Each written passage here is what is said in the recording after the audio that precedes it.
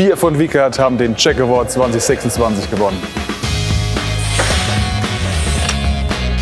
Das Projekt, mit dem wir gewonnen haben, nennt sich GROKUBAT.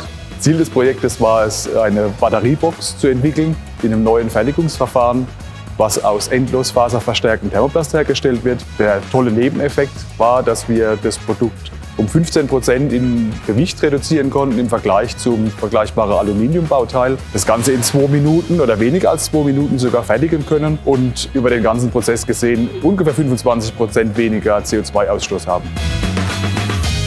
Sehr wichtiger Preis, tolle Anerkennung für uns alle. So muss es weitergehen. Danke an das ganze Projektteam.